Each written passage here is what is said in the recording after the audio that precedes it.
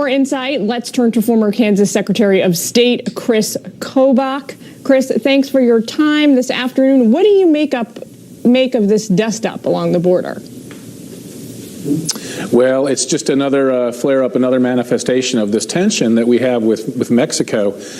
Mexico has not been doing enough to stop these caravans that are going through it. And the thing that we most need Mexico to do right now is sign a safe third country agreement. We already have one with Canada. And if I can explain what that is, it's basically an agreement that says whoever claims asylum in one of our two countries has to claim asylum in the first country they set foot in. So if they walk through Mexico on the way to the United States, they have to claim asylum in Mexico first. Similarly, if they walk through America on the way to Mexico, they have to claim asylum in our country first. We already have an agreement like that with Canada. It's working really well, and that would stop these people from coming to the United States from Central America and making what is usually a baseless asylum claim here. They should make their claim in Mexico. We have to put pressure on Mexico and have them sign that thing right away. I think the way we do that, the way we put pressure on them, is publish a proposed regulation to stop people who are illegally in the United States from sending those remittances home. That would hit Mexico in the pocketbook. But yeah, it's a situation. Once those migrants, Kris, are here in the United States, President Trump said this week he's considering this policy where DHS rounds them all up and buses them into sanctuary cities. Does that solve the problem? You know, what I would prefer to see is the individuals come in and then instead of being released into any city, keep them in a processing center, kind of like what DHS has just announced that they're going to be building. Kris, you disagree with that policy proposal from President Trump? Well, no, I don't disagree with the principle of it. The principle of it is, look, these sanctuary cities are breaking U.S. law, and they are supposedly welcoming people who are illegally in the United States. And the president is saying, okay, we'll take you at your word. I think the best, if we're not going to be able to construct facilities so that we can keep people confined and in U.S. custody while we're processing the asylum claim and then send them right home, then you can consider the president's policy. But the best of all possible worlds is to actually hold on to them and then get those immigration judges en masse down to the border.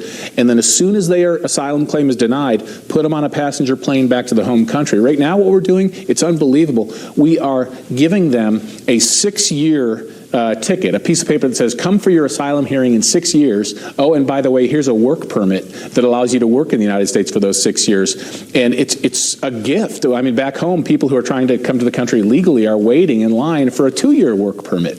So what we're doing right now does not make sense. We've got to change course. What about in New Mexico? Reports there this week that these sort of civilian militia vigilante type folks are actually taking it upon themselves to detain migrants they believe have crossed the border illegally. They're rounding them up.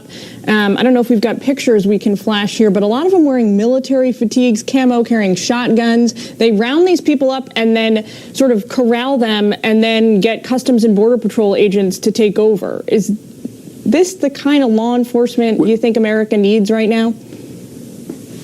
I think the news reports may be describing that inaccurately. What I understand is happening is, and I've been to the New Mexico border just 2 weeks ago, what's happening is the individuals are not coming in under cover of darkness trying to sneak into the United States. They're coming in and they're looking for Border Patrol agents so they can make a fraudulent claim of asylum, usually fraudulent. Yeah, but the key here is, should Americans be taking it upon themselves to round up people they believe have crossed the border illegally and then turning them over to CBP? I mean, it sounds kind of like the Wild West. Well, what I understand to be happening is these individuals are coming in, they're looking for CBP, and there may be an American there standing there and who's patrolling the border, and he may say, look, yeah, if you guys will stay here, I'll call CBP for you. If that's what's happening, there's probably no problem. The border? Isn't that a problem? Doesn't that make law enforcement, CBP is saying they don't stand by that? It makes their job more complicated.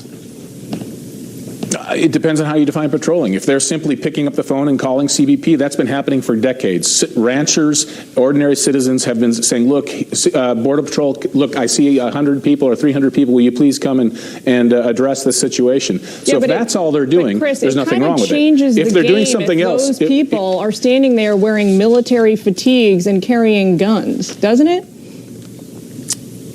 It's hard to generalize because a lot of people it's so dangerous on our border. There are many people I know who live on the border who won't venture outside of their house without a gun because the cartels are so dangerous. So I hesitate to cast judgment on the situation, but I do know this: most of the aliens are coming in and they're looking for the Border Patrol. So I'm guessing is what happened. Maybe they walked up to these people and said, "Hey, are you Border Patrol? Can you tell us where to find the Border Patrol?" If that's all that happened, then I don't see a problem. Now, if these people are making arrests, that's a different story. All right, Kris Kobach, thanks for your time today. My pleasure. And